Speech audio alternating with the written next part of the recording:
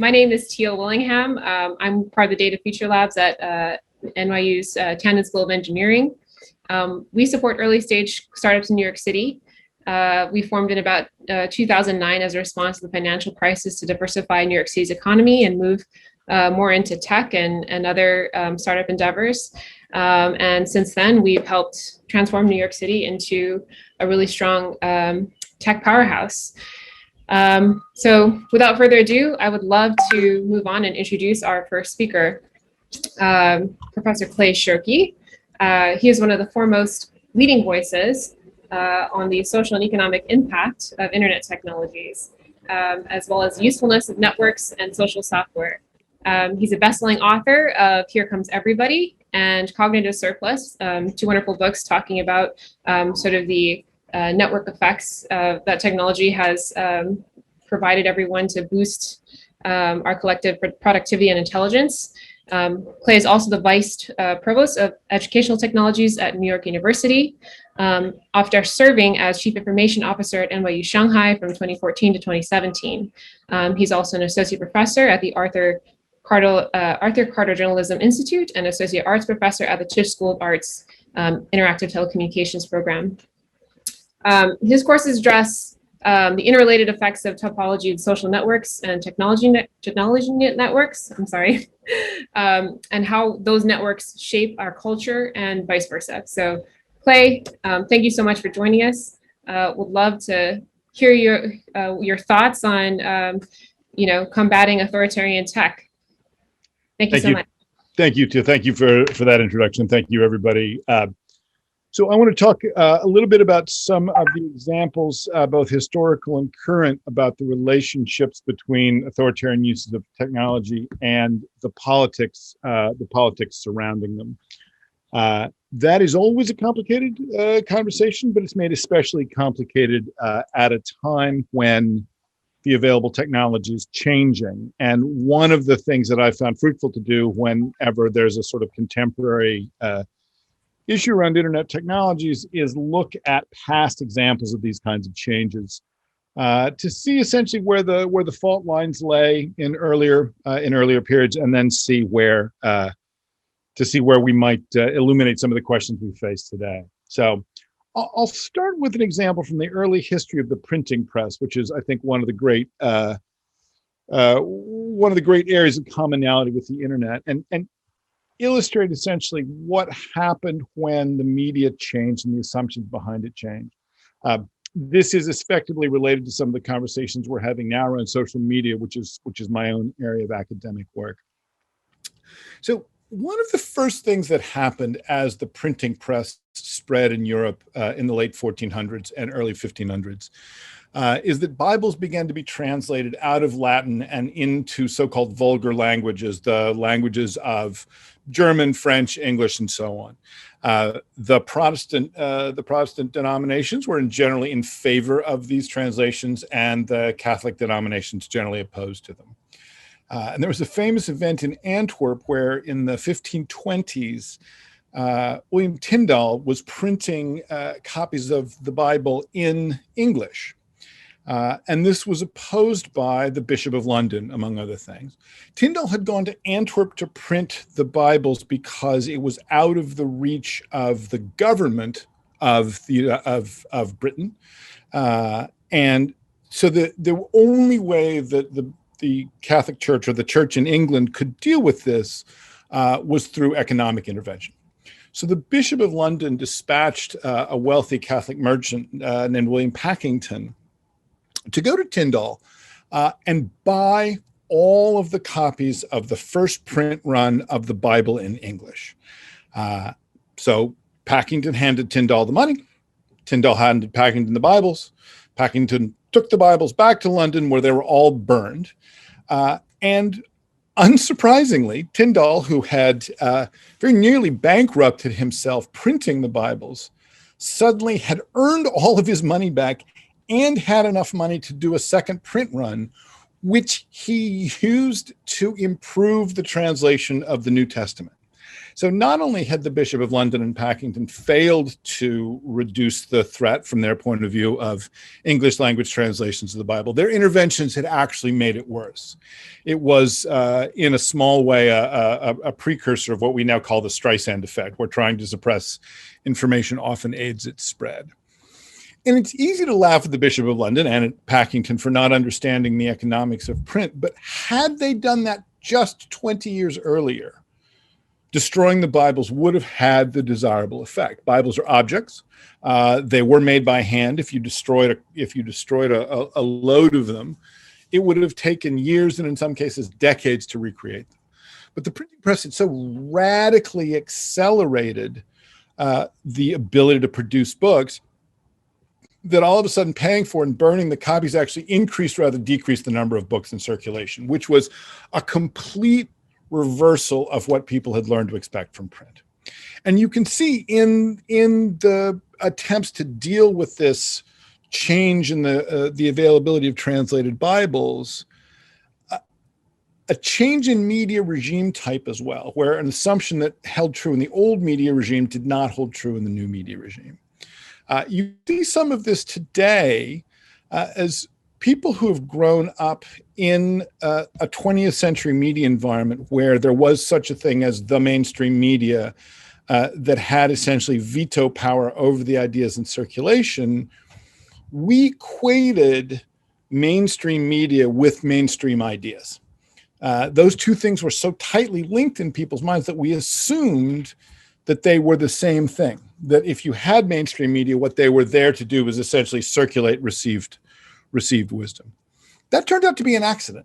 The reason mainstream media circulated mainstream ideas was a combination of some regulatory structure by the FCC and the commercial imperatives by advertisers not to offend people with extreme points of view. Once the FCC and media and once the advertising market and publishers' judgments were decoupled as they are on the internet, we now have mainstream media that circulates extreme views. And it has been very difficult to find a footing for that because the media environment is no longer self-regulating around extreme ideas. When you look at what happens with Facebook, Instagram, TikTok, Twitter, what you see is that the ideas in circulation are there amplified without regard to any particular centralized judgment. And as we've learned, because engagement now trumps approval, advertisers have until recently been willing to have their advertising materials travel alongside relatively extreme content. So that change is as epical as the change between the books created by hand and the books created by the printing press. We were used to a world, in fact, political partisans often fought against a world in which the major media outlets expressed a very narrow range of views. And now we are finding that we're in a world where the harms are coming from the major media outlets expressing a wide range of views, far wider than has ever circulated in any environment that could be called mainstream in any place in the world up until recently.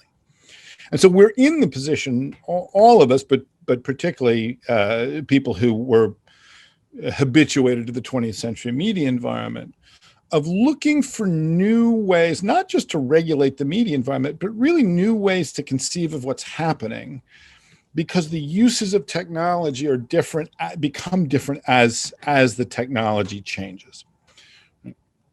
One of the things I think that the Tandon and Packington story demonstrates is that what constitutes authoritarianism is in part determined by which side of the political argument you're on.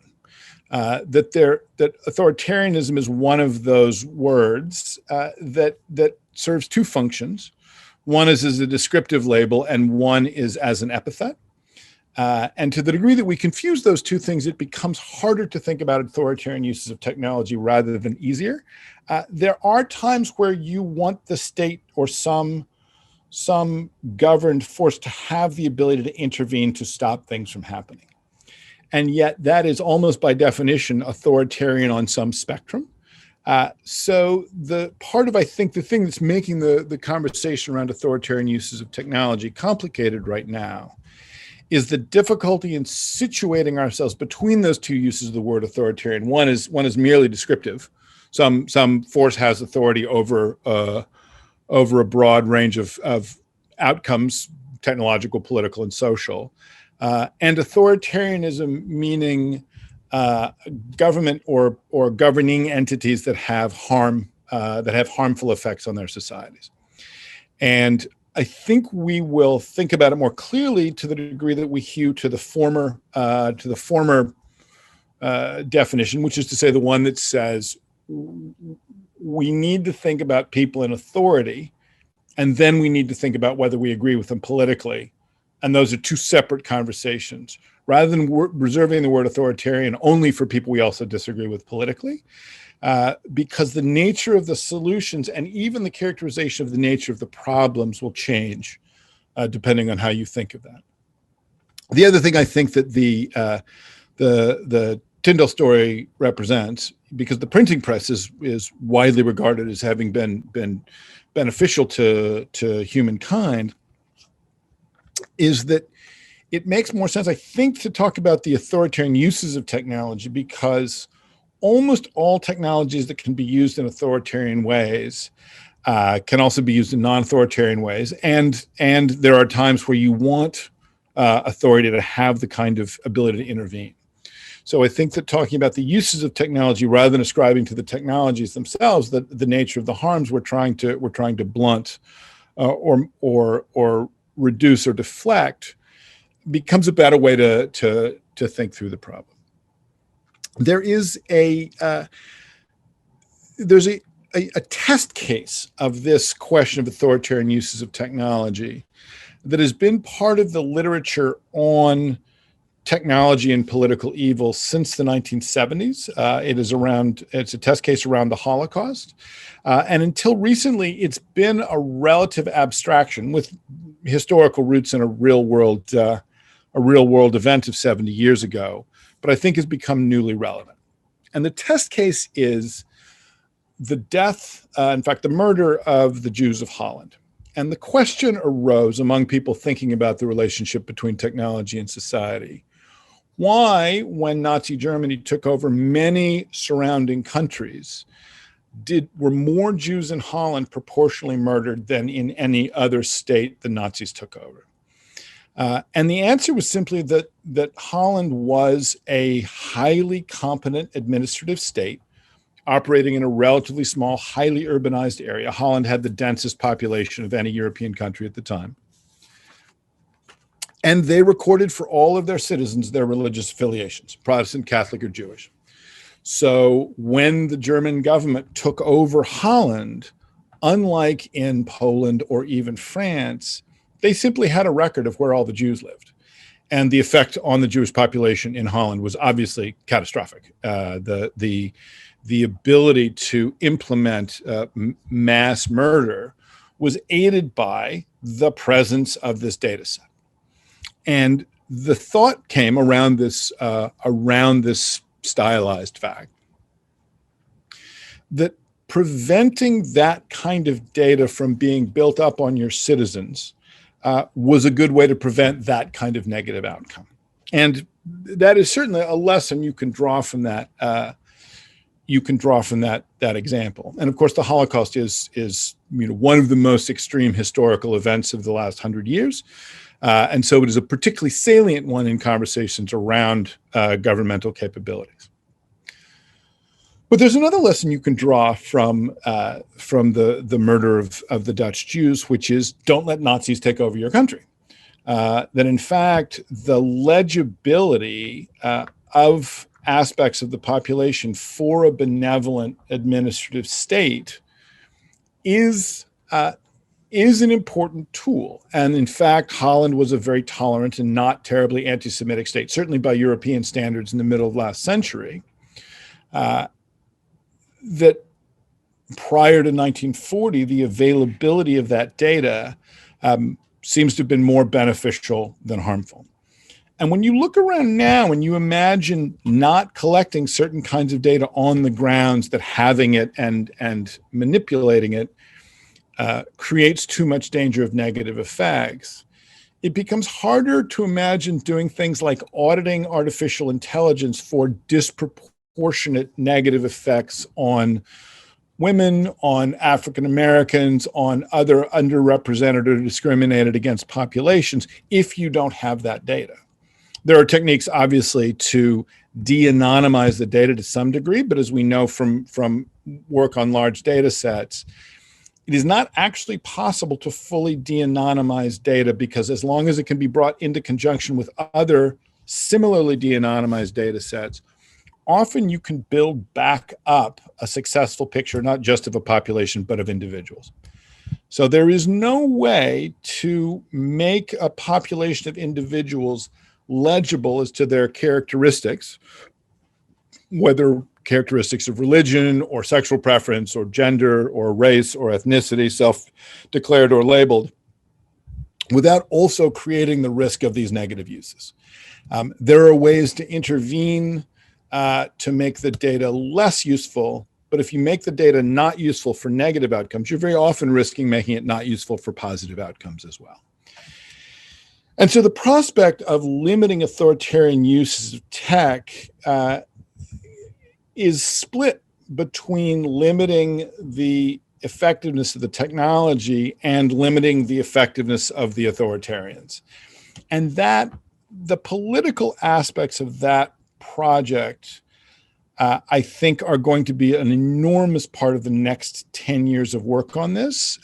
Something we've learned in particular from the rise of hate groups under Donald Trump is that in the end, the thing that saved us, or the thing that didn't save us, but in the end, the thing that enabled removal of some of the most hateful of those groups was terms of service.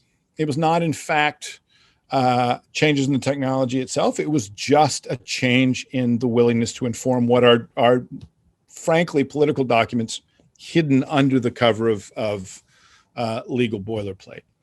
And that kind of engagement, I think, is increasingly going to be the work of any group committed to reducing authoritarian uses of technology. Now, as I said, the case of the records of the religious identities of Dutch citizens was a kind of stylized fact for 70 years. It was a historical case that people talked about. Its historical importance was obvious.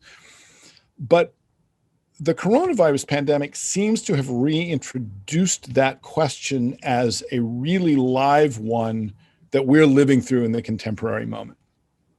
And when we look at democracies, set aside the states, when we look at democracies, and we look at heightened or reduced rates of death from coronavirus, there was a pretty strong index with competent surveillance state and reduced deaths from the virus. If you look at the Taiwanese protocol and the Taiwanese ability to resist coronavirus and keep deaths low in a country of over 20 million people is nothing short of astonishing. It involves identifying every person who has the virus through aggressive contact tracing and then contacting them twice a day from either government employees or third parties, but hired by the government. There is no way to have a government, even one as benevolent as the administration of Tsai Ing-wen, the current prime minister, and also guarantee that if Taiwan were to fall into an authoritarian, under an authoritarian government, that same set of capabilities could not be used for great evil. And that is more than just idle speculation. No one worries right now that Holland is about to be taken over by Nazis. There are right-wing parties there, but they are not, in fact, on the cusp of taking over the government. But in Taiwan's case, their next door neighbor, the second largest economy in the world, mainland China, has made it bedrock political policy since 1949 that China will be either voluntarily or forcibly reintegrated with mainland China. And if Beijing succeeds in taking over Taipei, we will be in a situation, again, like Holland, where having a competent and capable administrative state with a highly legible population tips very quickly from being something that's effective and used for the good of the citizens, reducing deaths from coronavirus, to something that could be quite dreadful. And there does not seem to be any technological solution to that. And in fact, even in states that are also island nations, also in the Pacific, also technologically competent, but not as successful as surveillance states like New Zealand, which people in the US regard as success, has a death rate from the coronavirus of 10 times that of Taiwan. That set of facts does not, I think, point to any one particular outcome or set of preferences, but I think it does point to the absolutely ineluctably political nature of defining what constitutes an authoritarian use of technology, and of debating the relative merits of limiting what the technology is capable of versus limiting the government's ability to use it for ill. There has been some work, but I think not enough, on highlighting the ways in which elected representatives need to understand technology in order to govern properly. It is also the case that technological businesses need to understand that past a certain point, they have entered the realm of politics. And I think one of the salient successes of 2020 in the run-up to the U.S. election, and then the subsequent resistance to the results of the election by Donald Trump, culminating in the January 6th insurrection, is that many of the large social media companies that had resisted the fact that they had to make political decisions inside the four walls of their business have now capitulated.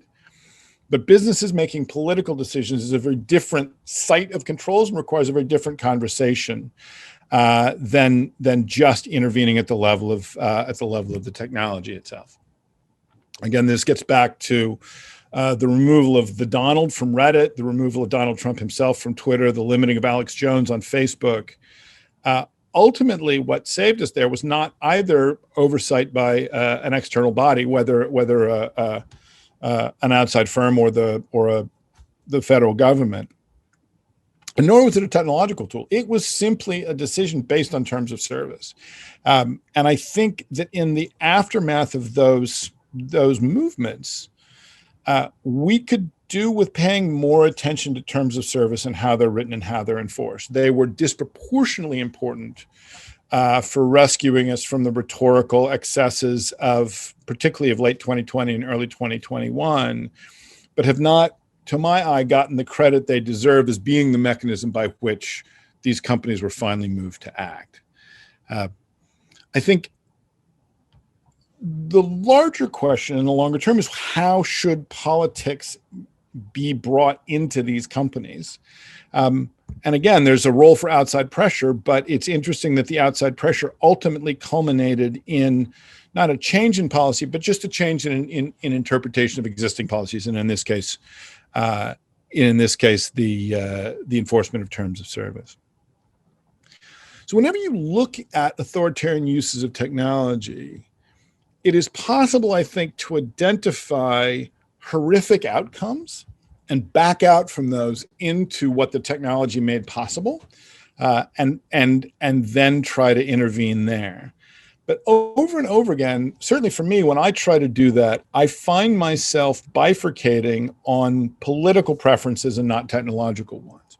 So to take one famous example, how should we regard tools that allow groups to aggregate around shared interest, collate their preferences, and coordinate action? And my answer is, I like that when feminists are doing it, and I dislike it when racists are doing it.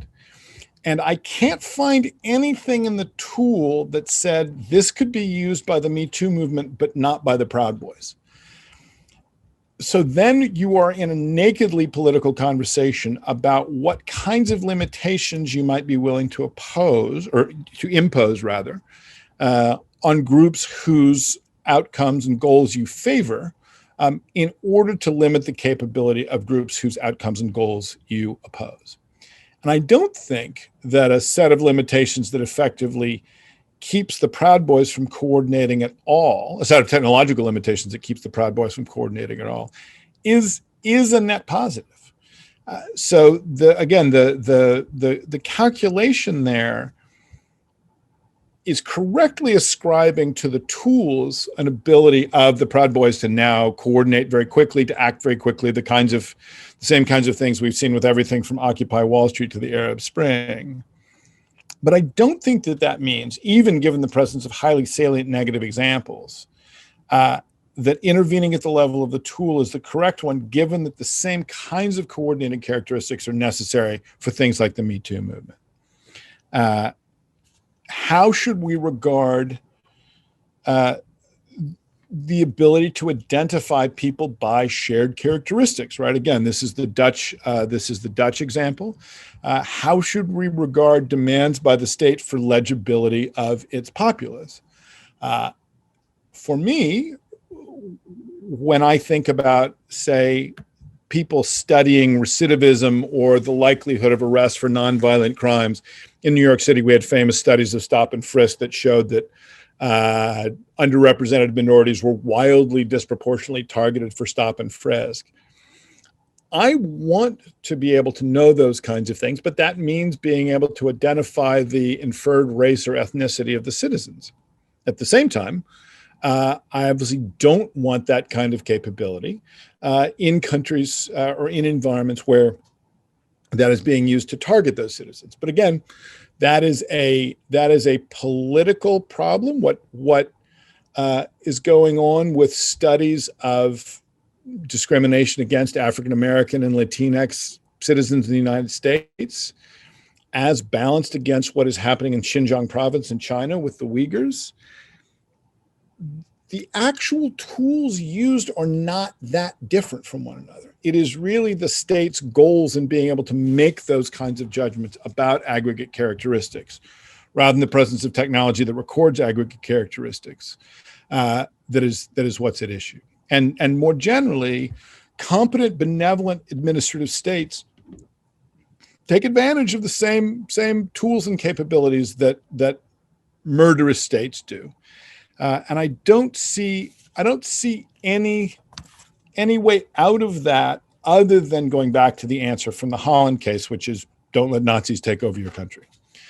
That's a very unsatisfying answer because it doesn't suggest a simple set of policy prescriptions that can be implemented at the level of technology. It points, I think, more in the direction of the ethical AI movement, and particularly emphasis on explainability, which is political speech par excellence. The idea of an explainable algorithm says essentially we are bringing the technology into a political process. Whereas I think some of the conversations around surveillance states have said essentially keep states from surveilling their citizens, but often with the sense that surveillance is always a bad thing, even though the surveillance state in Taiwan was absolutely essential to keeping their citizens from dying. And the failure of the United States' ability to run the tracking part of testing or tracing part of testing, tracing, and isolation has led to excess deaths of hundreds of thousands of our citizens. So I'll end by noting that the pressures of the politicization of technological choices and the recognition, in fact, that it is the implementation of the tools and the interpretation of their use, and not just the tools themselves, that has come under the most pressure in the last few years. That there is a rising compromise within many of these companies, which is effectively to copy something like the Supreme Court. To say essentially most cases on most platforms most of the time are going to be relatively straightforward. They do or do not violate our terms of service. We are or are not removing them. but that there needs to be some place where hard cases are adjudicated by a group of people who have the power to reason together and make decisions that override even those of the CEO. As so often, the leader here in terms of piloting these new models was Wikipedia with the rise of their arbitration committee. Most edits are self-correcting, as people argue. Sometimes people have to come into the talk pages and hash something out so that an edit war subsides. But there is, for extreme cases, an arbitration committee, which is remarkably like the Supreme Court. Facebook more recently has explicitly likened their oversight board to a Supreme Court. And I think that there is going to be a great deal of work over the next 10 years in trying to figure out how this new mechanism, which is appearing over and over again, is going to be brought alongside political controls, legal controls, and outside pressure groups. I don't think the problem is going to get simpler. I think it's going to get more complex, and I suspect that the complexity is going to lead us in the direction of a lot more work on the development of what are effectively Supreme Courts of social media. Thank you. Awesome. That was fantastic, Clay. I love the historical kind of framework you gave to looking at technology. I think that's really important and what a lot of people are missing, especially since not too many of us were alive during the Holocaust years, but it's definitely something that we all need to remember when we look as we pioneer into this new sort of era.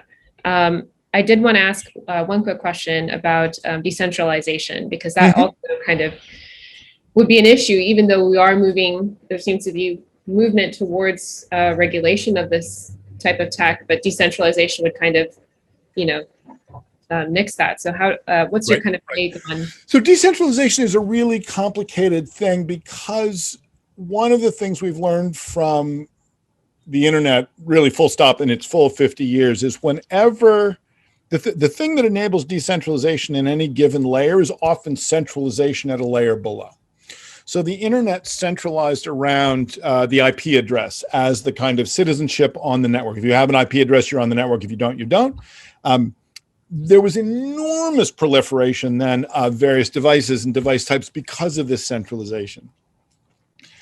Often when people look at decentralization, you can see this most recently in the conversation around Bitcoin and other blockchain style technologies, the excitement around decentralization at this layer, I think, leads people to believe that there is no centralization at lower layers. But in fact, the bug in Bitcoin famously is that if you can, or in blockchains in general, is if you can get more than 50% of a blockchain controlled by one entity, the blockchain essentially becomes a scratch pad for that entity's preferences in terms of what gets recorded and what doesn't. So decentralization complexifies things, as you note, and that is always going to be part of this conversation, right?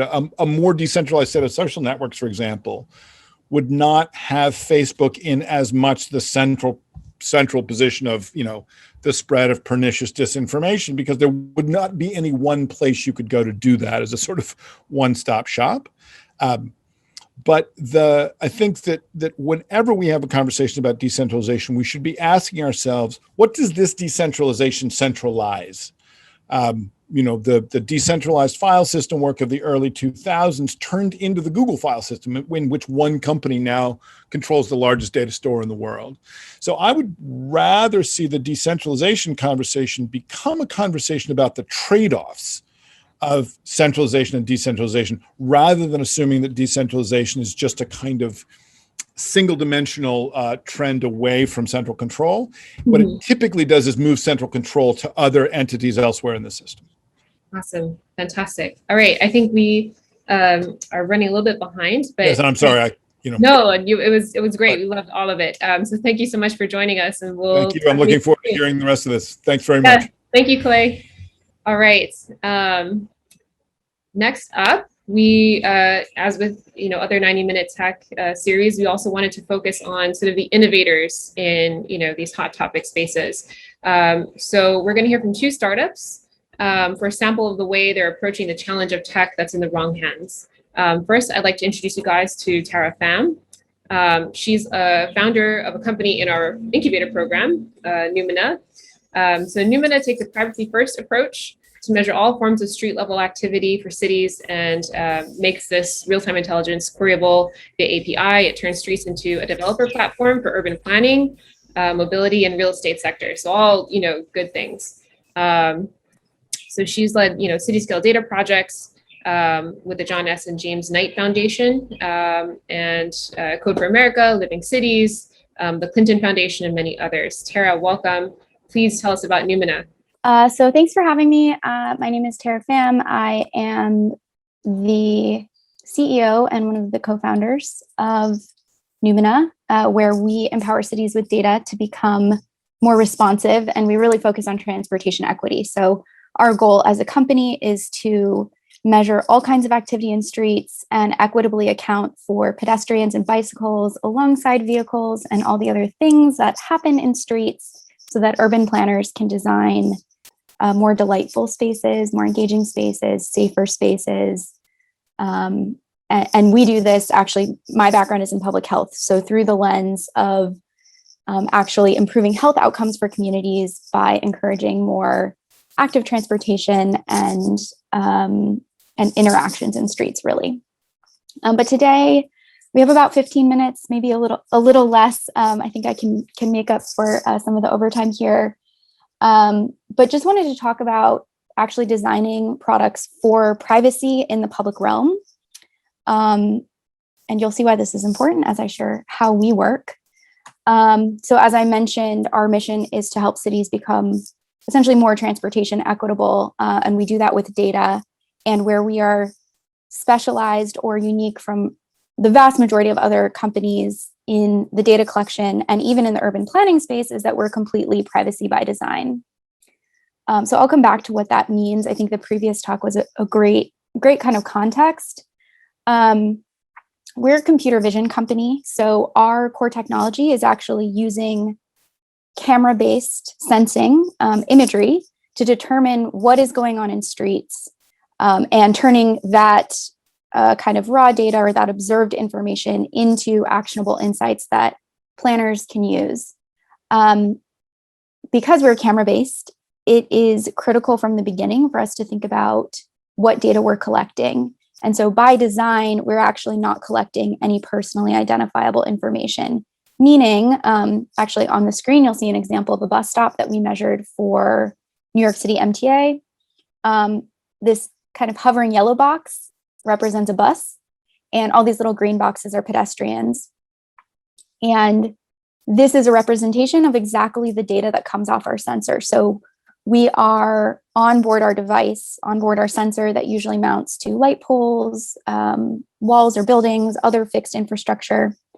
The sensor is essentially observing the street and turning detections of, a human-shaped blob, a bus-shaped blob, any other kind of object into just that category level data, and then discarding the imagery on site. So we don't have any of the underlying imagery or video that prompted this kind of visualization. We've sort of recreated this. You can think of it as almost like an instant replay of this particular time at roughly 4:45 p.m. at a bus stop here. And where we're also unique is we actually trace the paths of these objects. So the kinds of data we're getting from this video are, and really the data around it are analytics around things like the dwell times and loading times of buses, how many people get on and off. These are the kinds of things that inform ridership models, for example, and a whole slew of other examples that I'll walk through. Being a computer vision company, what is important to understand is we are actually really proactive in being anti-surveillance in our approach. So recently, a company called IHS Markit came out with a report that said actually the US and China on a per capita basis have roughly the same densities of camera deployment. So our countries have 4 to 5 people for every camera, or a camera for every 4 to 5 people. In cities in particular, obviously there's a higher concentration, but we've seen this really proliferate because you have not only traffic cameras and the CCTV systems we think of kind of associated with government or, facilities managers or facilities rather. But we also have a lot of consumer devices. So we have things like drop cams in people's homes and doorbell cameras and management systems. So there's a lot of visual data out there, and we've already heard of many programs that our government and others have used to subpoena data from these cameras, actively activate these cameras to spy on people. And so in our anti-surveillance approach, we're really trying to combat that. And it's important specifically because we measure the public realm. So by public realm, I'm talking about streets, sidewalks, parks, the space between buildings, those spaces that when you and I walk outside our door, we are not thinking about the fact that someone could actually, against our explicit wishes or expressed permission, could be actually collecting sort of data or data exhaust from us.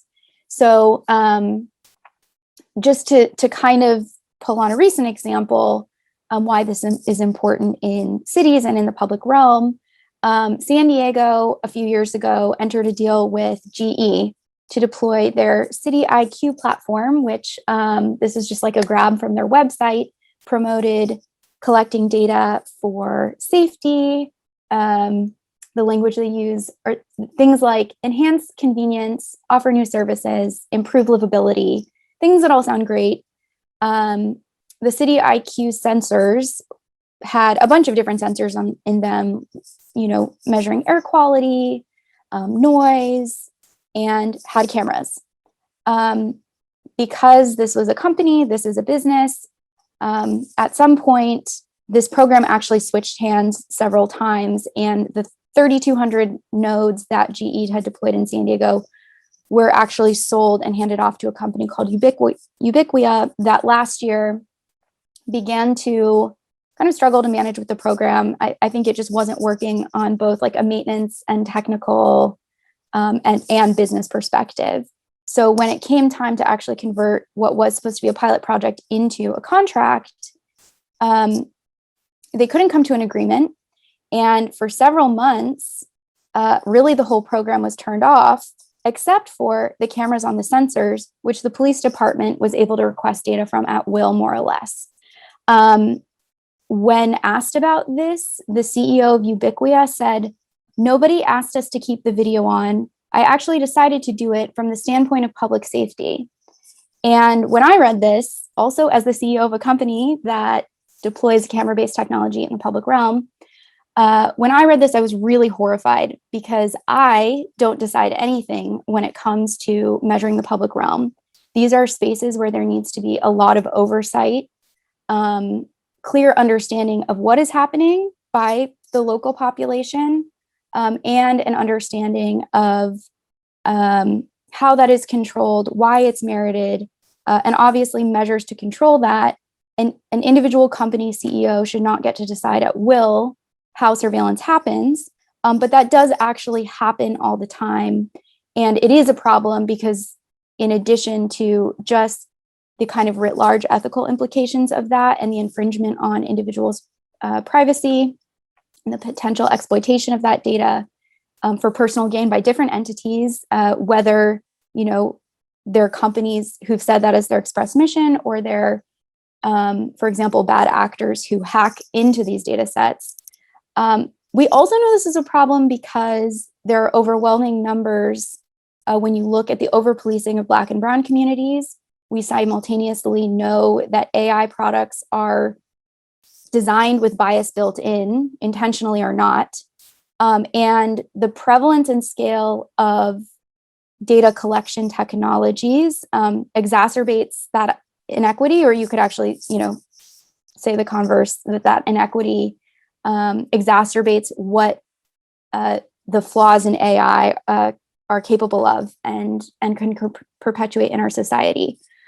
So, when we scale a product that is misidentifying and over-identifying certain groups of people as criminals, we're actually scaling something that is immoral and has horrific effects long-term legally and socioeconomically on our society. And in 2021, we haven't solved this. So that's why, one of many reasons why we take a privacy by design approach at Numina. So when I say privacy by design, I'm talking actually about a specific framework designed by Anne Cavoukian, who was an Ontario technologist and legislator, policymaker, and actually a group of Dutch scientists and research organizations. And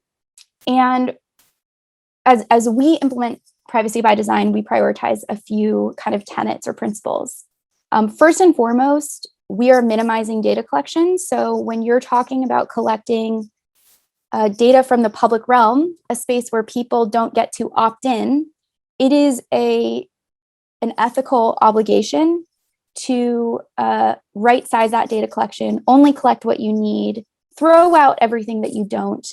And so we do that as a product by processing, doing the vast majority of our all of our computer vision processing really at the edge, so on board the device, meaning we are processing the imagery that generates sort of category level behavioral information about pedestrians, bicyclists, cars, buses, trucks, etc.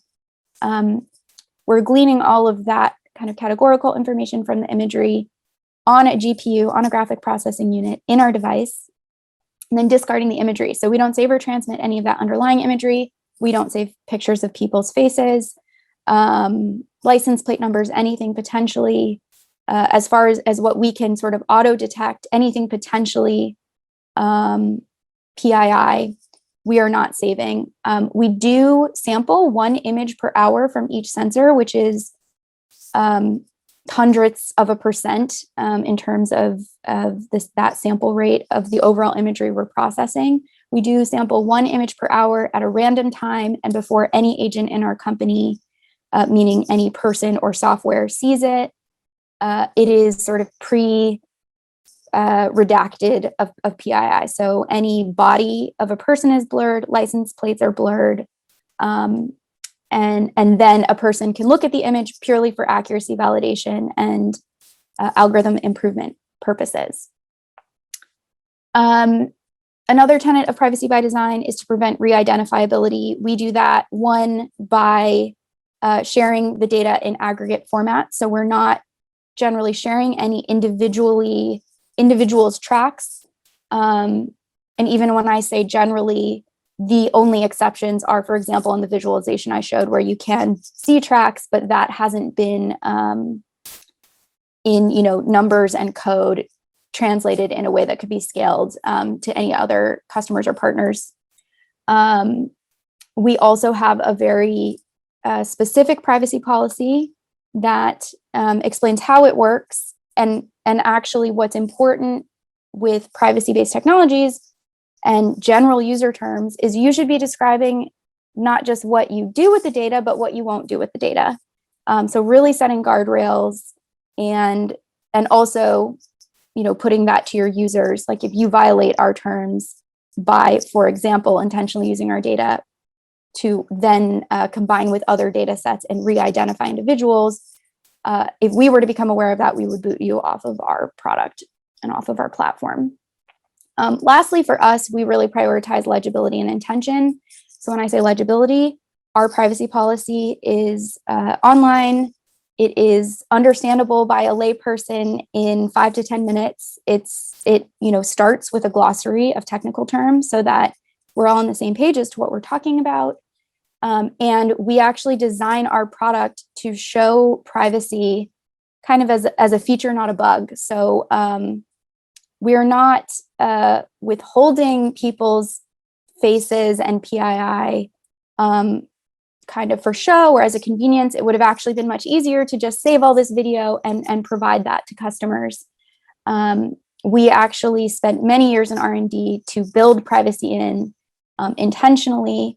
And we design, for example, our reports and analytics to kind of highlight that all PII has been removed.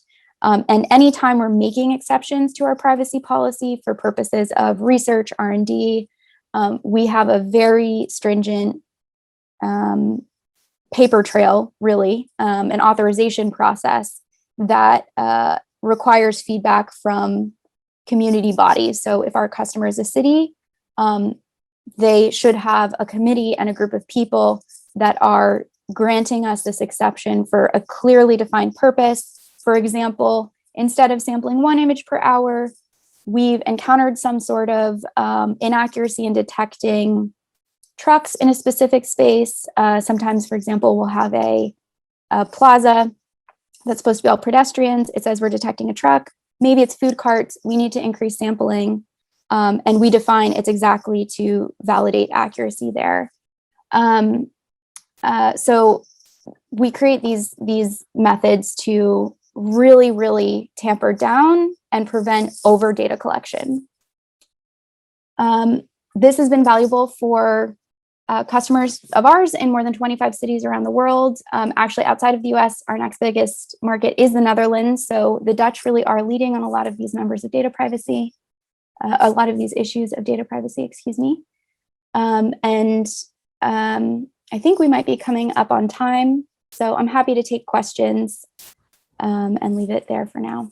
That's right. Thank you so much, Tara. Actually, we won't do Q&A with the startups. I just want to let everybody know, but please do type in your questions. And since you've RSVP'd, we'll try to address those in a summary later on. But Tara, thank you so much. You're one of our favorite companies. Love your approach to tech, and thank you for being with us today. Thanks. And yeah, we love Future Labs, and we're also hiring. I'm obligated to say that here, but thank you. Awesome. Thank you, Tara. So up next, we have, I'm very excited to introduce you guys to Liz O'Sullivan. So Liz is the technology director at the Surveillance Technology Oversight Project, which is called STOP. But she's also the co-founder and vice president of the commercial operations and AI explainability and bias monitoring startup called Author AI. She's been featured in articles in ethical AI in the New York Times, The Intercept, The Register, and she's written about AI for the ACLU and the campaign to stop killer robots. She spent over 10 years in tech, mainly in the AI space. So please tell us about Author AI, Liz. Happy to. Thanks for having me. Great to be here. And I am going to try to share my screen. I do have 2 screens running, so let me hope I do this correctly. Let me start talking a bit about my 2 companies. So actually really cool to be able to discuss 2 startups today, both with very different intents and missions, but both sharing the same goal. And so in order to do that, I thought it might make some sense to talk a little bit about how I got here, thinking about ethical tech as a startup founder twice over in such a short period of time.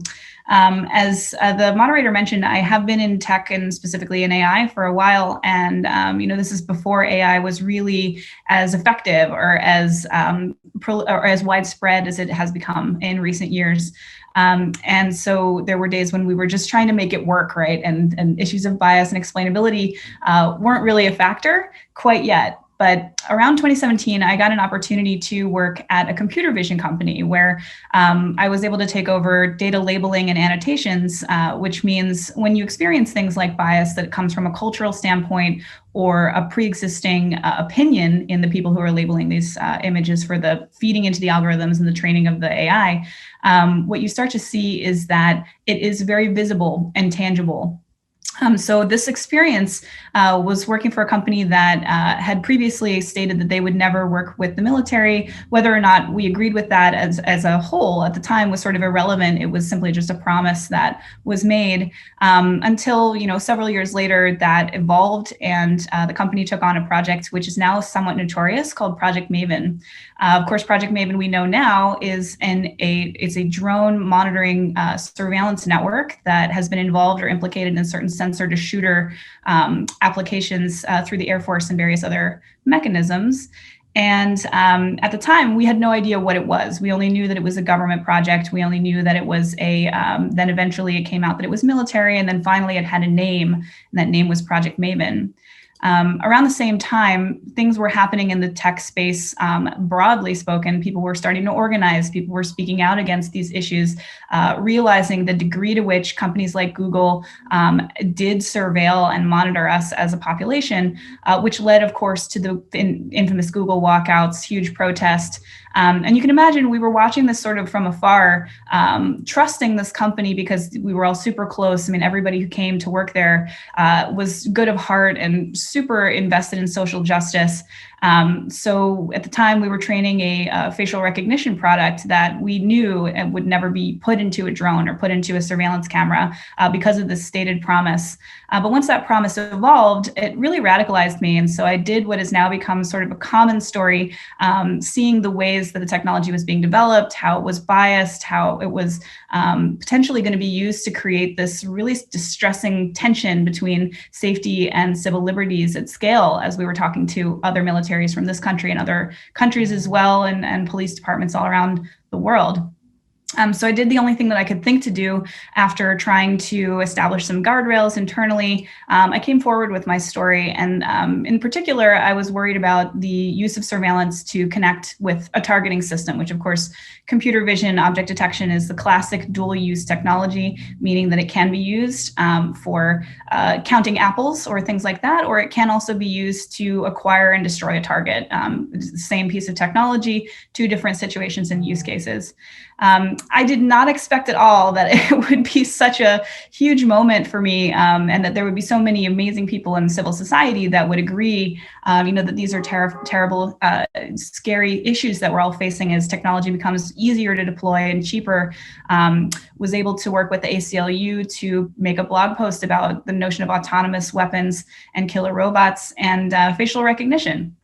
And it was around this time that I met two people who would come to be very important to me in the course of my career, Albert Fox-Kahn and Adam Wenchel, who had both had a very interesting idea, two unique ideas, to try to make tech a little bit better, a little bit more ethical, a little bit safer. And to me, I don't want to present myself as a person who thinks that technology is the solution to everything. It's very much not. Issues of surveillance existed long ago, and targeting our Black Americans and others, minorities and marginalized communities, whether or not computer vision existed. And so I saw the need to take sort of a two-pronged approach to making things better through the use of technology, through the use of these kinds of levers that we have to pull to push back. One of which is harm reduction. For all of the technology that exists today, maybe it's not inherently harmful, but it has the potential to cause harm, especially when you're doing it in a large-scale automated way, which of course, artificial intelligence is exactly what you would use to solve that kind of an issue. But the other issue is that some technologies should never come to light. And so the only way you can do that is not through technology, but it's through good regulation and regulator interactions with the public and democracy, and having community input and volunteering, and using not just what the founders want or what the investors really want, but instead to focus on what the people really want. And in many cases, as we've seen throughout the country, this involves a resistance to surveillance. So I'll start with the first approach, harm reduction, which is the commercial venture I work on now. It's a company called Arthur AI. We were founded in 2018. I joined in early 2019. And the idea is really to focus on enterprise uses of technology within large corporations like banks and healthcare companies who are already using AI in the complete absence of regulation. The real weapon that the public has had to fight some of this technology is to create outrage. And very successfully did that in 2019 and the year prior, focusing mainly on algorithmic discrimination. As we can see, any entity that's been underrepresented in a training set will not have as high accuracy. Data sets that have been created through historically racist or sexist processes will generate not historically, but currently racist technologies that try to do the same thing and math wash it and call it completely neutral or absent of ethical weight. And so companies are pretty desperate right now for help in this regard. And so there's been sort of a renaissance of AI technologies that help focus on AI safety and governance and trying to put the right systems in place to make them accountable, explainable, and equitable in their outputs. So our technology focuses mainly on the moment at which you have done all of the prerequisite bias audits. You understand that your algorithm is in a sufficiently de-biased place. There is no such thing as a completely de-biased algorithm, of course, only algorithms that have begun the journey into the long tail of working out which biases you need to attack and continually improving it. But once you put an algorithm into the real world, a lot of different things can go wrong.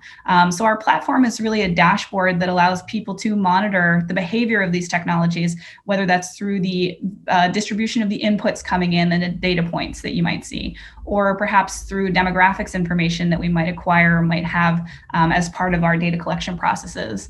And these both will allow you to see that models aren't static, right? They do change over time. And COVID is a perfect example of that. If you trained a model to identify human behavior in a shopping mall, pre-COVID, that model's not performing well on a post-COVID world because it simply wasn't trained to anticipate those circumstances.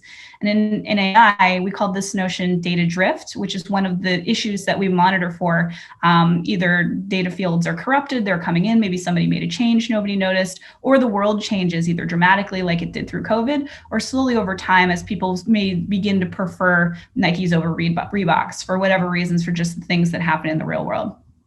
Of course, bias is part of this because if your data changes, if things are changing regularly, also your demographic outputs may change. And so even if you did the best caretaking as you could possibly imagine, in advance of deploying the algorithm, it still needs to be monitored once it's out there in the real world, making real decisions that affect real people.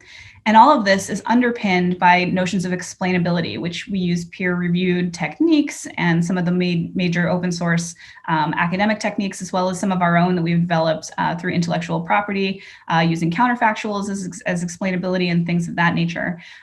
Because as many things, you may not worry if your data drifts in a really small way, unless that way happens to be of great importance to the model. Because these models are such complex black boxes, it can be really difficult to understand what it is that's driving a decision for any individual consumer or for the model in general on an aggregate basis, whether it's discriminating against people in an increasing, decreasing, or flat way. Clearly, we would prefer to have the flat way. So I mention this because there is so much technology that's out in the world that needs governance, that needs monitoring. But again, it's not going to be enough to really combat the authoritarian encroachment of technology into our society, into our democracy, without making very clear that there are some lines that we really refuse to cross as a society. And of course, these decisions must come from the public and up from the bottom rather than from the top down, which is why I was so thrilled to throw my hat in the ring with my mentor and colleague, Albert Fox Khan. Albert was a civil liberties attorney at CARE, the Muslim Advocacy Network here in New York and nationally, and had previously been actually a lawyer who was doing antitrust protections for big tech companies. So we sort of had a similar background of having seen how the sausage was made, driven ethically and morally on principle to try to start to fight some of this. And again, founded in March of 2019, I joined immediately. So we were just two people for a really long time, churning out work. Most of this work was Albert's, of course, while I was juggling two different positions. And one of the first things that we set out to do was to pass a law about the surveillance transparency here in New York. Because as you can imagine, explainability on a facial recognition algorithm is not going to do much if you don't know that it's being used, right? And so that's where I see this intersection of laws needed to account for things that happen even outside of the technology itself. We get to work, and there are major practices that we're working on right now. And specific to New York, we do focus mainly on New York City and New York State. We have been really successful. We've worked with Amnesty International on a campaign to ban facial recognition here in New York. If you are in New York, we would love to have your help and support for this, or just your input, right? If you think that this is something that we should continue doing, we want to hear those opinions as well. And more encroaching technology that maybe isn't as visceral to the public as facial recognition, but that's just as vital. And some of these things involve warrants that would allow police to search for anyone who's been in a certain area at a certain moment of time. They can ask Google for a dragnet of people who have passed by the scene of a crime, for instance. or potentially even searched for a particular keyword, which, in our regard, we tend to think of this mainly as thought policing and as sort of minority report type dystopia. Earlier this year, we were so excited to launch a collaboration with two artists that are Berlin-based. Adam Harvey is a data ethics professional, and this resulting site, you can find it at exposing.ai, is a way for people to understand whether their faces have become part of this vast pipeline of social media data that's been scraped and shared and reshared among the different people who are training AI, whether that's Google or academic researchers or even the Chinese Communist Party in some cases has gotten their hands on some of this tech. So we wanted to create something that would push back and really fight against this ubiquitous hoovering of data collection that is so problematic today, that seems to need better legal teeth in our attempt to raise awareness around this, hopefully to create some drive to make better licenses that prohibit biometrics data capture, to make better laws that protect people's social media data, and to give people a way to express their discontent at being included in these data sets without their knowledge or consent. So we are still working on some amazing things this year. We were able to pass the POST Act this summer, thanks in large part to the community organization that was the result of the Black Lives Matter outrage and protests. We were able to pass through the New York State Senate COVID data protections for the apps that involve contact tracing and eventually vaccine ports as well. We were able to protect all the women who were forced to remove their hijabs during mugshot taking during the NYPD's arrest sequence, but we still need help, and you're welcome to help us get involved, either to ban this facial recognition in New York City, New York State, geofence warrants, reverse geofence warrants, and the keyword warrants that I was just mentioning, and we're launching a new project to investigate some of the online proctoring software that is also quietly surveilling us all. So we are hiring everywhere. Please do contact us if this sounds interesting to you, and we'd love to hear from you. Awesome. That was an amazing story and a great overview. Thank you so much, Liz, for joining us. My pleasure. Yeah, we'll be in touch after. Thank you. Great. All right, to wrap up this event, we have an amazing panel, and I'm so excited to introduce these people to you. They're going to cover global issues of government abuses of power that have been enabled through new surveillance technology. And they'll also cover the legal ramifications of tech and the way it's affecting politics and legislation. So first off, our moderator of today's panel is going to be Natalia Antilava. She's the co-founder of Coda Story, which I'm sure many of you have seen online. Great media company. She's an award-winning television and radio reporter who's reported undercover in Burma, Uzbekistan, and Yemen. And she's also worked as a journalist in Iran, Iraq, Syria, Russia, the Caucasus, Central Asia, and West Africa. Previously, she ran the BBC bureaus in Lebanon and Central Asia. And please also give her an internet round of applause because she's calling us from Georgia right now, where it is past 2 a.m. So thank you so much, Natalia. Our other two speakers are Betsy Hoover. She's the founder of Higher Ground Labs and a partner at 270. She's a political organizer and the former digital organizing director for the Obama campaign, and all of her work has been focused on preserving democracy. We also have Cindy Cohn, who's the executive director of the Electronic Frontier Foundation. She is an American civil liberties lawyer specialized in internet law and serves on the boards of human rights advocates and the Verified Voting Foundation. I think it's important to highlight that Cindy has worked on really important cases, including Bernstein versus the United States, which is a set of cases where Daniel Bernstein was challenging the restrictions on the export of cryptography from the United States, and also Hefting versus AT&T, which is a class action lawsuit against AT&T for collaborating with the NSA to wiretap and data mine Americans' communications, among so many other cases like that. So we have wonderful speakers today. Thank you guys, and I'll let you guys take it from here. Thank you. Thank you very much. And hi, everyone. I'll do my best not to fall asleep. I think the speakers before us outlined pretty well some of the kind of the giant topics and the issues that we have to talk about if we talk about the authoritarian tech. And it is always amazing to me. We cover authoritarian tech as one of our sort of coverage topics, and it's always amazing to me that, only not so long ago, the hope around the world was that modern technology would end dictatorships, and now all of us are questioning and asking whether it will end democracy instead. So just building on that keynote by Clay and his conclusion that it's only going to get more complicated, I thought maybe it's worth starting with a really simple, perhaps slightly cliche question. And the question is whether authoritarian tech is the right framing to start with, whether is that helpful or is it not? Does it help us focus on the problem and solve it, or does it actually detract attention from the real problems and makes us focus on the tech? So Cindy, maybe start with you and then go to Betsy. I think it's an interesting question. I mean, I like the framing of authoritarian tech because it's specifically talking about one piece of a problem. But I do think that the problem is much broader, right? This idea that we've built ourselves a technology world in which the technology is two-faced, right? It's you think that Facebook is just we just heard today, I believe, that Facebook has been using all of the Instagram photos to train up its AI, the public Instagram photos. And we think that we've got a really cool product tool to be able to share photos of ourselves. And Facebook is telling us that that's what we have. But what we actually have is a thing that's training up their AI in order for them to place ads or whatever else they want to do better. So authoritarian tech is a version of that, but it's a version of it that is dual use in that it has legitimate law enforcement uses sometimes, but it can also be used to fight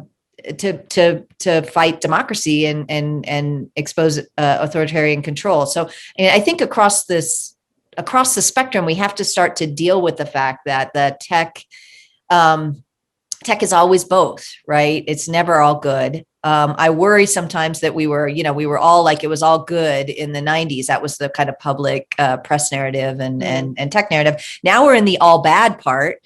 And that's not true either. We do a lot of work at EFF where we help people still get their voices heard despite authoritarian rule over them.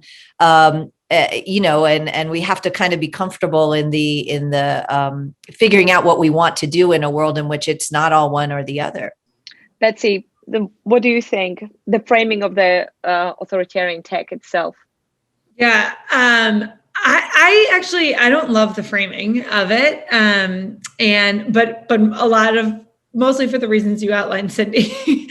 I feel like the tech in and of itself is not authoritarian, right? Technology generally they're tools and should be seen as such. And the way that those tools are used in our society, they can be used for good and they can be used for bad. And that depends on the motivations of the people who are in control, and then the rules and regulations around how those people can use the tools at their disposal. And so what we have right now, I think the technology we experience as authoritarian in a lot of what has been talked about today, these are tools that we haven't caught up to yet, right? The technology is pushing, allowing us to do things that we don't have the rules or the norms to monitor and moderate in the way that we need to make sure that they're used productively.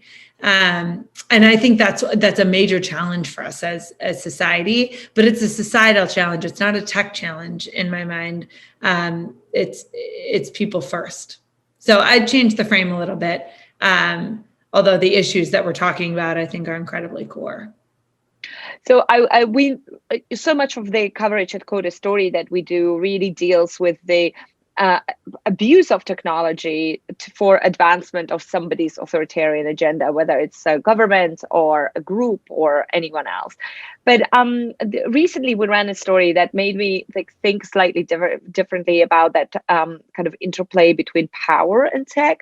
And it was a story about workplace harassment. women and non-binary people.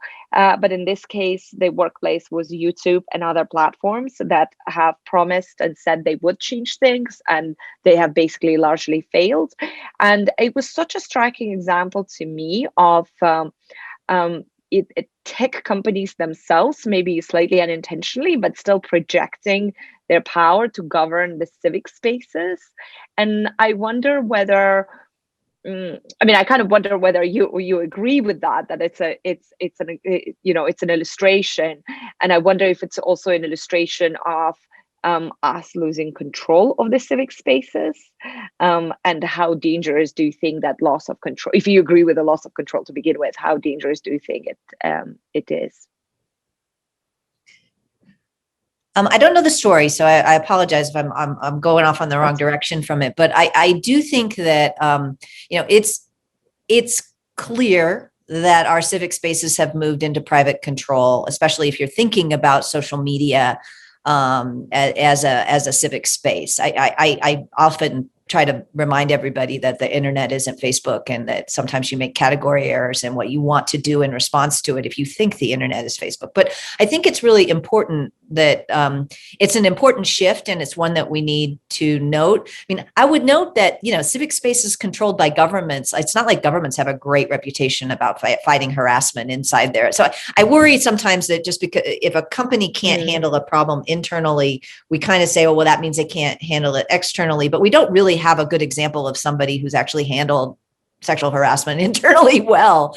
For some of this question about the privatizing of civic space, to me, sometimes misunderstood or overlooks the problems of government control of civic space, because those are real. And we've got a long history in human rights and elsewhere about trying to free up civic space from governmental control and putting hard limits. That's what the First Amendment really is. It's a hard limit on what government can do in restricting expression in public spaces.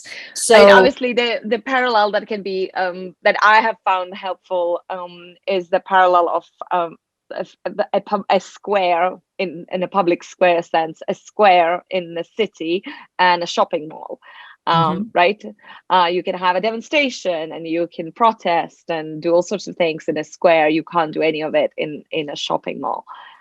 I think, and, I only heard the end of what Clay said, but, I do think that one of the answers that we need to keep on the table about this is to create civic spaces that are more traditional civic spaces in the digital world. I don't think that, I feel, having watched content moderation and the efforts of these big tech companies to try to decide who gets to speak and who doesn't get to speak, I feel like it's fairly hopeless at scale with using their tools. And so I think the answer is to make them less important, right? To have a multitude of places. Some are public, some are private, some are big, some are small, where people can say their piece. And, you might not be able to say your piece on one of them, but you should be able to say your piece on one of them. And this is why I think that moving to a redistributed internet and moving to a situation in which the tech giants just aren't so central anymore will help free up space for civic space, and also lots of other things. So I feel like lots of things have gotten locked down because we're stuck in this world with 5 big tech companies that, as my friend Cory Doctorow says, feature screenshots of the other 4. And that it won't be an immediate answer to censorship, and it may not answer all of them, but it's got to be a piece of the puzzle, is to just make them less important in this conversation. And that's the good news, because the tech lets us do that, right? The internet wasn't just dominated by 5 big companies in, my memory. And, I don't have a that long a memory. So we can get there. And I think it'll help ease some of the pressure. It's not going to be the only thing we need to do. We need to put baseline privacy protections in. We need other things as well, but I think it needs to be part of the story. And I think it gets overlooked a lot. And I'm glad it wasn't overlooked here today. Yeah, it's a really good point. I would say that, whether you call it, it is undeniable that our civic spaces and some of our civic conversations have moved online, right? Everything that we've done has moved online. And so the way that we engage with each other, the way we engage with society, the way that we use our voice and exercise our control, like all of that has to work online in a way that it didn't in my memory, which is also not that long.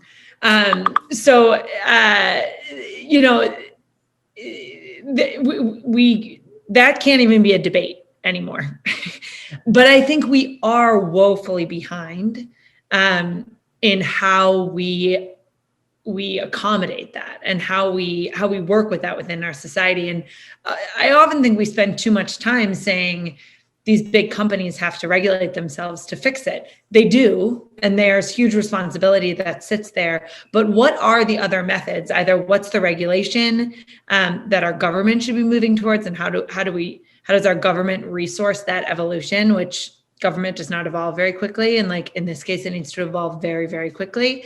But also, what other types of spaces, exactly as Cindy was talking about, might we create to take back that control, not by shutting down online forums and virtual conversation. We're not going to do that. But rather to kind of reclaim our control, make safe space, apply some cultural norms and rules that allow us to engage with each other in a productive way, virtually. And I think about that for I have little kids. I think about that for how to teach them about the internet, right? How do you think about your place in these conversations that are happening online and how to do that in a productive way rather than running scared from it and saying, oh, we need to shut this down, because we're not going to. So how do we bring our virtual civic spaces into a productive, forward-looking forum for the future? Yeah, And do you see? No, go ahead. Yeah, go ahead. No, I think we've got a lot in a little time. I was going to plus one and let's go to something else. My follow-up, it's actually, I'm not quite moving on, because my question is, do you see that happening? Because it seems to be what you're describing sounds wonderful, but the two questions I have is, well, are we even on that path yet? And the second one is, will that work if it only happens in one country or in the Western world? And then what happens to the rest of the world? And how does that interplay happen? I think when it comes to authoritarian tech, just to circle back to a second, we actually have a whole different problem, which is that the law enforcement agencies of the world are not going to give up the part of this that can be misused by bad governments, or at least we are not making them give it up. So I think that in the context of the Great Firewall, we participated in a case against Cisco for building the Great Firewall of China, which had a special module that helped you identify Falun Gong, right? That's because, that particular module needs, I think they ought to have liability for it. I think that the people who get misaffected by that ought to be able to sue and hold the company accountable for building a tool of repression. We have to define tool of repression very carefully, but that to me is one where the at least initial indication in the discovery process, in the public process, is liability would attach. So that's one of the things that we absolutely need to do. We need to, and to me, this feeds into the question, is it happening? Well, we got to build it, right? I guess I come from the people who, EFF members are the people who build it. The only things that happen in the world are the things that people decide are important enough to build. So I guess my question isn't to look out at the world and say, is this happening? Like as if some magical creature will plant beans in the grounds and grow us a distributed web. My charge to all of you is build it. I will help you move some of the legal things out of the way. We'll help try to empower people, but we have to start from the position that the users have the power, that it comes up rather than the other way around. When it comes to authoritarian tech, I think we have to learn to say no to law enforcement occasionally. And that's something that we're lousy at in tech or out of tech. This segues nicely into the responsibility question, which is obviously in itself a massive issue and a massive question. And where does the responsibility lie, and with whom, and so on. But Betsy, I wanted to ask you, you are in the business of political technology, right? You bridge that tech and politics. Your work is all about influencing election outcomes and so on. And, in countries, how do you make sure that the tech that you develop and the solutions that you develop don't end up in the wrong hands? Yeah, it's interesting. When I started in my work, political technology did not have, was not nearly as charged as it is today, right? It was very much a tech for good space. And I really, on a day-to-day basis, I feel like it continues to be technology. And we are working on, we're basically VC for politics. So I invest in companies that are building tools largely for the American political context. And most of our tools are SaaS tools, and they're selling to campaigns and organizations. And we really think about technology as key to participation and making democracy more accessible to voters and end users of these tools. For us, we have a fairly stringent kind of code of conduct that money and equity rights are tied to, that we say, here's who you can sell to and here's who you can't. Essentially, here's how you play in the space. So for my little world of companies that are making big impacts in the progressive political space in the US, I'm very confident that our tech is not going to fall into the wrong hands. But so the companies you invest in will basically sign up not to sell to Saudis or Russians. Is that right? Yeah, we don't draw super stark international lines. We have a set of values that they sign on to that are progressive in nature, that we expect them to follow. And if that doesn't happen, then we're able to kind of pull out of the cap table and pull out of the work with them. But most of our companies are working in the US context. Some have expanded internationally, but not most. So that's kind of my world and where we approach it, and how we approach it. But ultimately, they are founders of companies. I work with the founders of companies that are less international and global than Facebook, but face some similar challenges, right? In terms of privacy and security and scalability and who you're accessing, whose information you have access to and how you're using it. And it is incredible to watch how much, these are startups, but how many of those choices come down to the discretion of the founder. And regardless of their intention, which I believe is good, there are ramifications of all of those decisions. And so, we run an active accelerator program as part of our investment. We're investing in pre-seed to seed stage companies primarily.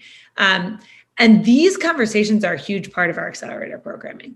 Because I think a huge part of this is just making sure that the people working in technology really do understand the responsibility that we hold, and the way that our tools and our platforms and our technology can be used for good, but also the ways that it can be used for bad, and how to be on the lookout for that. So that's not a perfect science, but I think generally as a society and as even a political industry, we're undereducated and ill-prepared for some of the ramifications that we are very much facing. And so the more we can broaden the conversation and make sure that leaders are educated on what it means to use technology responsibly, particularly in politics, the better off we're going to be. People can disagree on exactly what uses are appropriate and what aren't, but we at least need to have a conversation where people are speaking with the same terminology, have some shared standards and values that they're working behind. And I think we're at the very beginning of that. So we're doing our best to further it in our little corner of the world. Yeah, EFF has published a Know Your Customer framework for companies that are thinking about selling technology to foreign governments specifically.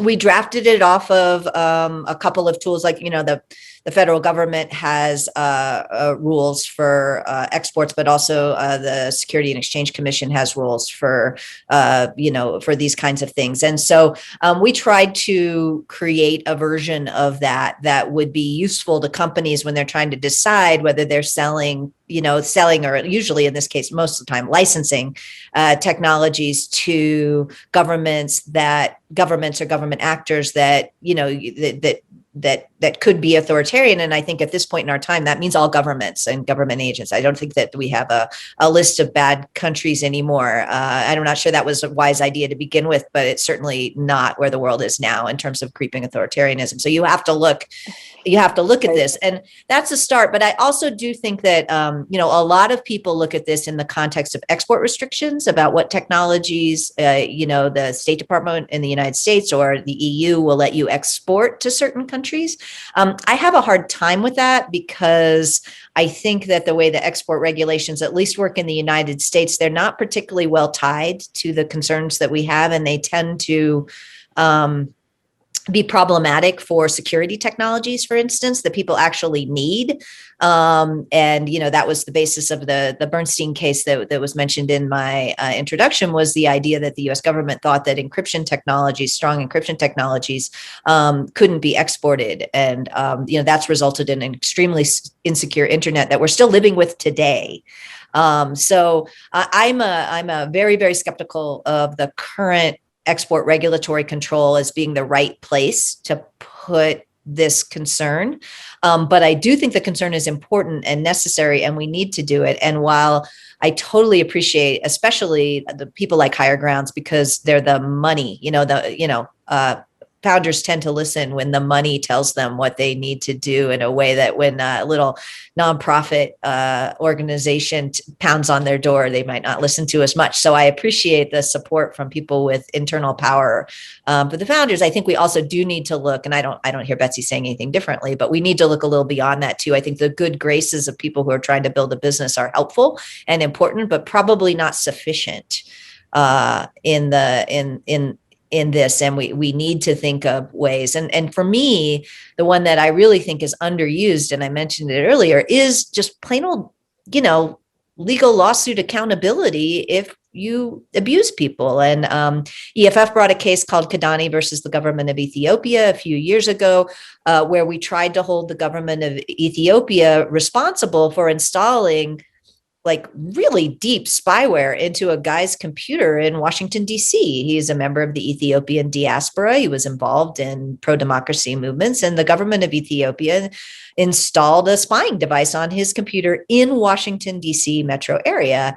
And I just think if you violate the American Wiretap Act, you violate the American Wiretap Act, and you ought to be able to sue the person the entity that does it, regardless of who it is. And we were unsuccessful in that because of the foreign sovereign immunity rules in the United States. So, I think just a few things where we give the people who are impacted by these abuses the power to hold their abusers accountable would be a huge step forward in this case. And the fact that these cases are getting blocked and they're not being able to be brought is one of the ways that people feel tremendously helpless, and we're putting all the responsibility on the builder of the technology. I think we should need to put some of the responsibility on the users of the technology and the misusers of the technology, along with it as a suite of tools.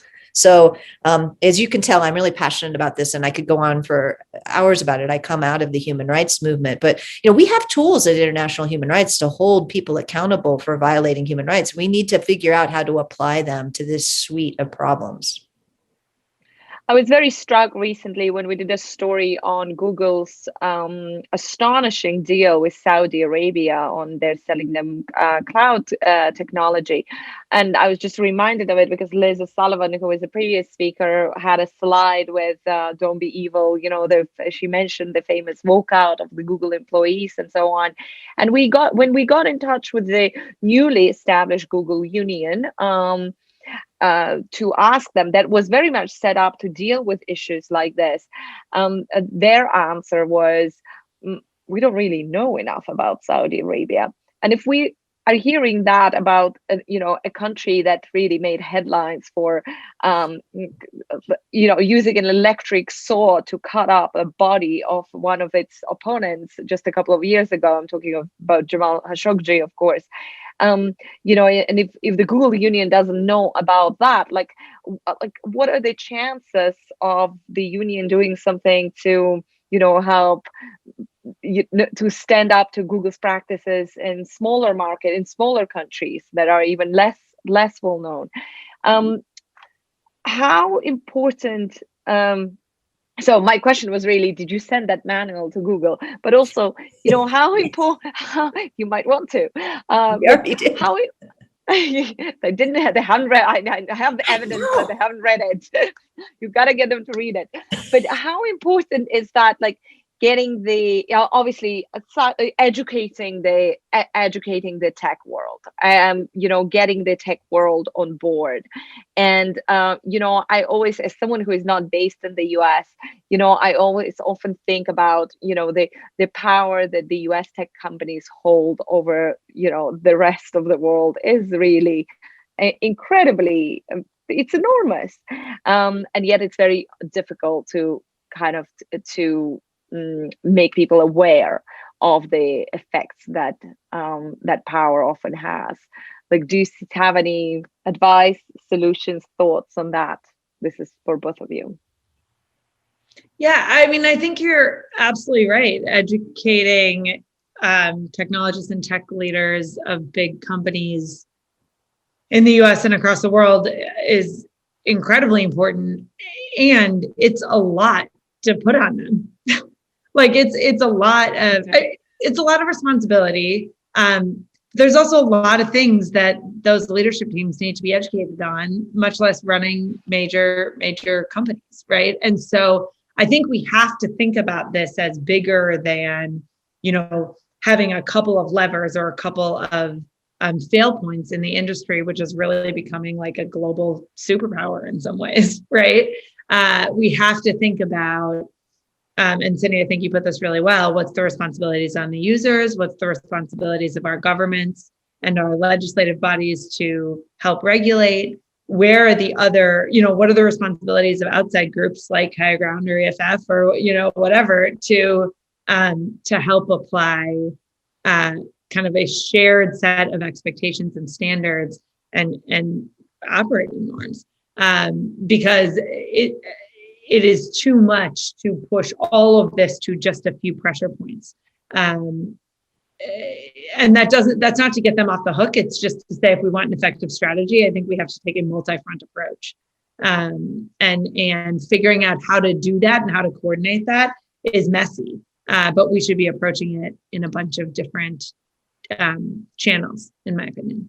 I mean, this is one of the reasons why I kind of always start with, let's redistribute the internet, right? Because we know in content moderation, for instance, that, the Jamal Khashoggi case is pretty clear, but like if you're trying to figure out how to do content moderation, let's say in Israel and Palestine, you're going to be completely caught in the midst of people claiming that anybody who says the other side is engaging in hate speech. We saw a lot of this in the Crimea and Russia, and a lot of attempts to try to the reality is murky enough that, it's hard for people for whom this is not their full-time job to even get a foothold in it to make the right decisions in so many places around the world. Now, some things are pretty clear, and I think Saudi Arabia is pretty clear at this point. I think Myanmar is pretty clear at this point, but I do recognize that it would be helpful, like giant companies. I believe Nokia did this, a couple of other companies. I mean, they actually have human rights divisions that help them decide where they're going to do business.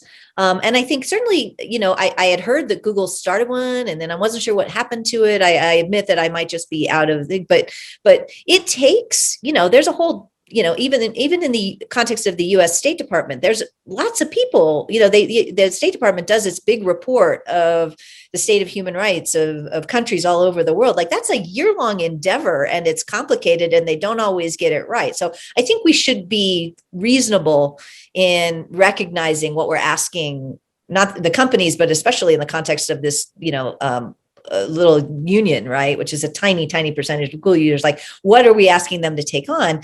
And then I think the answer isn't to not make them take it on. I think the answer is, what tools can we build that will help them take this on? Are there ways that we could help them take this on better? And what are the responsibilities that we want to put on? And that's what Know Your Customer is about. It tries to lay out, like, what are the things you should look at, and how do you begin to take on these questions about who you're going to license to and sell to try to frame it. Because I do think that it's a hard problem. And I think we shouldn't be just scolding without recognizing that if we're asking these companies to take on this responsibility, it's actually pretty big and pretty complicated and a moving target. That doesn't mean they shouldn't do it, but I think we do need to recognize that and then focus on not making it so important that Facebook get it right all the time.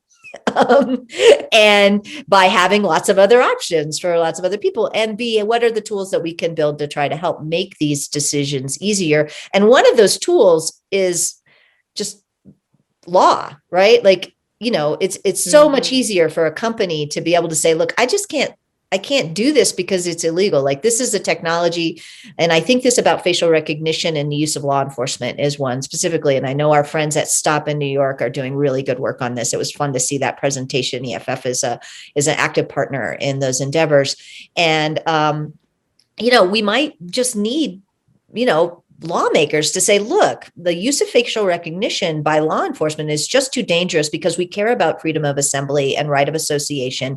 And we know that if your face is the kind of thing that you can't hide very easily, we need to say law enforcement just doesn't get to use that tool. Then it's easy for all the companies. They can just say, oh, you're law enforcement, I can't sell you this tool because, the people who were elected said that's not an okay thing to do.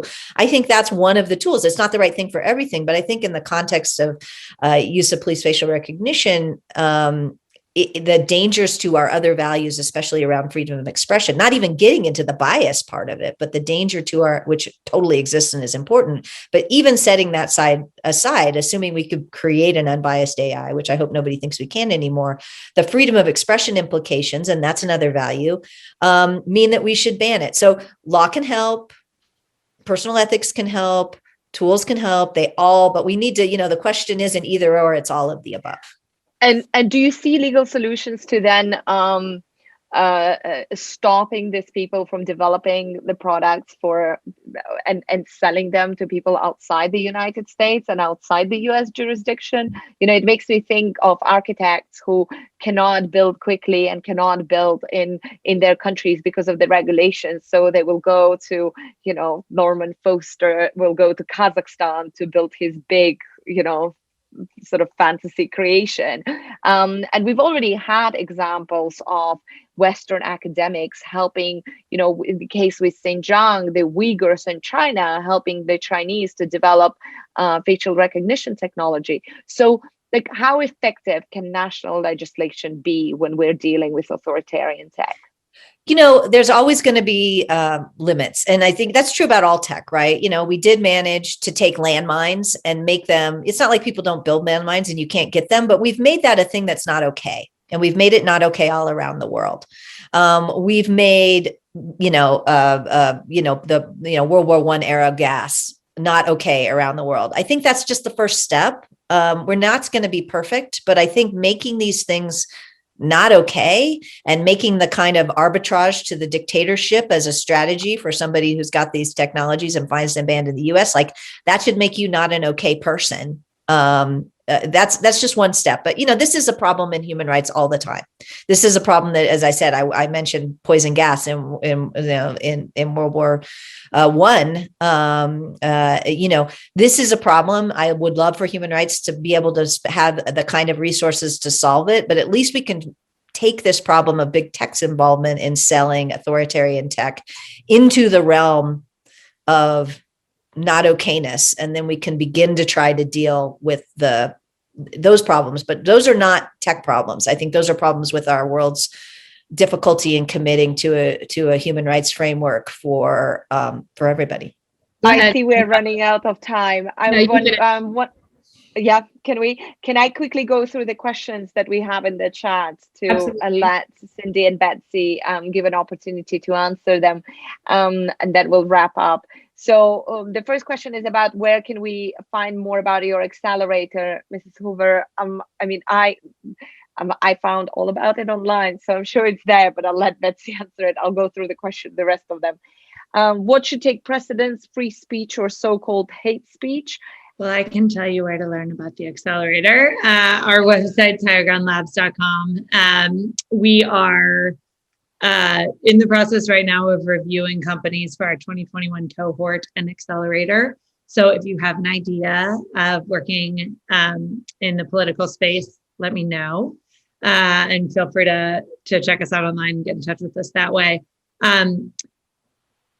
I'll also just touch on the free speech versus hate speech question. I think this is like a little bit of a false choice, and I think we've talked about this a little bit. And someone was talking about it in the chat as well.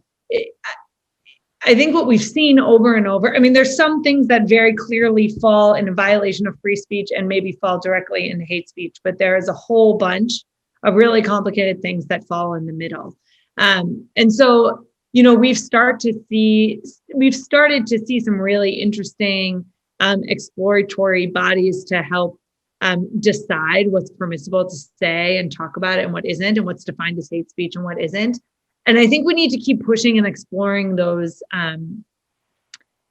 systems for regulation. And it often does not fall, you know, with one person doing content moderation at Facebook, but has to fall with a more maybe third party, you know, bipartisan, external voice. So I think we follow clear lines when we can. And in that case, it's easy to say we're going to honor free speech, except when it gets to hate speech. But for those gray areas in between, I think we need to continue to push and explore what are the right kinds of people and the right kinds of decision-making bodies to help us moderate. And how do we apply that in a scalable way across the internet? Which is, I do not even pretend to have the answer for that, but I think we are starting to see some interesting models that are worth exploring further. Cindy, if you've got some, we are out of time, I'm told. So okay, EFF has written tons on this. Look on our blog. There are complicated questions, and I totally agree that free speech versus hate speech is a very unfortunate framing and one that we need to eschew and get to actually looking at this. But I would guess there's probably a blog post at least every other week about how we should struggle with the questions of free speech and content moderation in the big tech companies in the digital age. And my colleagues are much smarter than me about it anyway. So thank you so much. Thank you guys, Natalia, Cindy, and Betsy. Thank you guys for sharing your knowledge on, I think, what is a really important issue, especially right now. I liked your points that, we have to build these fail-safes and enforce a set of cultural norms now. And it really is up to the users to demand this sort of stuff. And that, you can say no to law enforcement. And this is a really important conversation that our generation needs to have now. So yeah, to everyone else who's joined us today, thank you. We hope this has been helpful and thought-provoking, and we hope you share these ideas with everyone that you know. We'll see you all next time at the next 90 Minute Tech in a few months.